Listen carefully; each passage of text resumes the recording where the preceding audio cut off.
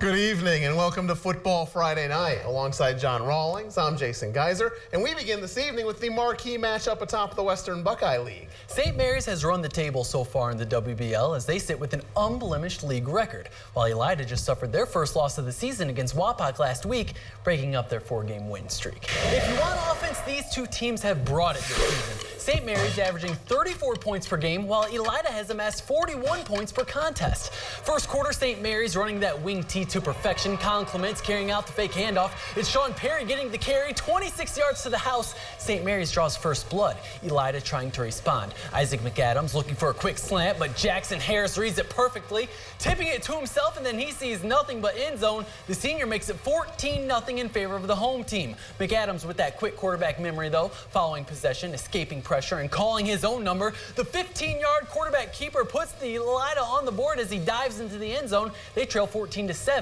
We enter the second. Clements handing off to Perry once again. Rough Riders take the lead 21-7, but Elida isn't lying down just yet. McAdams firing to Xavier Gilkey. Bonus points for the headstand. Bulldogs only trail by 7, but St. Mary's offense keeps on rolling. Clements handing off to Ty Schlosser this time. Rough Riders roll in the second half, winning 63-21.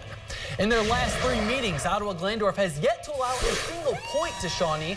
The Titans outscoring the Indians 129-0. Start of the third quarter, Shawnee feeling some pressure. Danny Rosales bringing down the quarterback for the safety. OG up 23-6. Shawnee trying to come back. Johnny Caprella to Javion Daniels, who makes not 1 man, but 2 men miss for the big first down. And then moments later, they hook up again. Caprella going deep to Daniels in the back of the end zone. The touchdown makes it 23-13, but Ottawa Glandorf is the stronger team tonight. They win 30-16.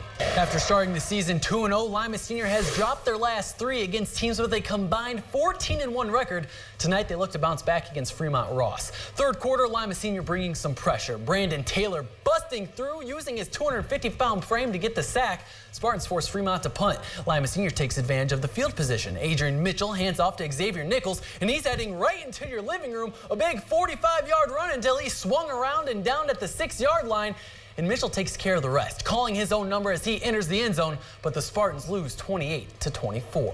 Finley has done the exact opposite of Lima Senior, starting 0-2 and turning things around as they currently ride a 3-game winning streak. First quarter, Finley trailing, but they answer quick. Tanner Rickle keeps it. The ballgame is tied at 7s. Moments later, Trojans looking for more. Rickle handing it off to Cam Dillon, faking out the cameraman and the defense as he goes to the outside and finds the end zone. Finley goes on to win 24-14. New Bremen and St. John's both sit with identical records. Both the Cardinals and Blue Jays are 3-2 overall and 1-2 in the conference. St. John's up with a little more than a minute left in the second, but New Bremen isn't done yet. On the kickoff, Avery Powers coming near sideline and taking it all the way to the house. Redbirds trail 42-14. Cardinals recover a fumble that sets up this Nolan Bornhorst pass to Powers in the end zone. Cardinals draw within 22 at the half. Third quarter, New Bremen chipping away. Bornhorst hits Caleb Alec down the middle for another touchdown. New Bremen still trailing 42-28, but St. John's is soaring higher. Jared Wurst tossing to Troy Schwinnen, and that boy just won't go down. Picking up yards as he goes toward midfield, putting the Jays deep in the red zone.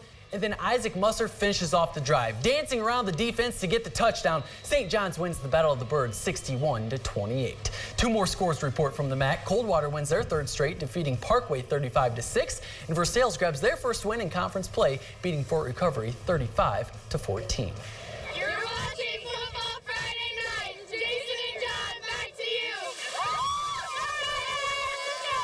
Thanks, ladies. In the Northwest Conference, it's a battle of number 1s as Crestview hosts Spencerville on the gridiron. Each team is undefeated in league play, but after tonight, like they say in the movie Highlander, there can only be one. Crestview not only sits undefeated in the NWC, but the Knights have also yet to lose this season. Spencerville looking to down the Knights for the 3rd straight year. Crestview on the attack. Drew Klein pitches to Charles Stefanik, running a little until he launches a 40-yard bomb to Derek Dealey, a big first down for the Knights, and then moments later, Klein decides to keep it himself, making it look too easy as he enters the end zone. Crestview up 7-0. Spencerville's turn, going to their man Chris Picker, who picks up the first down and more, heading to the near sideline until he steps out of bounds, and then with 3 yards to go, they let Picker finish it off. Touchdown Bearcats. Spencerville gives Crestview their first loss of the season, winning 49-34. Columbus Grove travels to War Memorial Stadium to face Ada in the Battle of the Bulldogs.